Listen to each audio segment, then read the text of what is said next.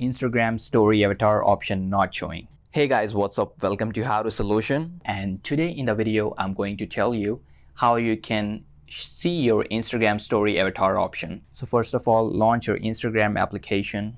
Now after that, select the story option and tap on add to your story. Now select the camera, take a picture. Now select the sticker option. As you can see, there is no avatar right here. Just take a screenshot of this. Now go back, tap on the profile icon in the bottom right corner.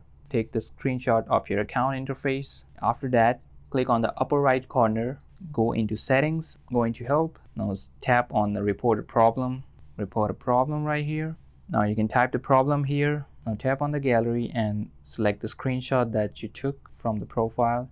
Make a report and submit this report. So that is it in this video. I hope you enjoyed the video, and if you have any question, let me know in the comment section down below and I'll be sure to answer them as soon as possible. So guys, I'll catch you up later in the next video. Until then, take care of yourself. Have a good one.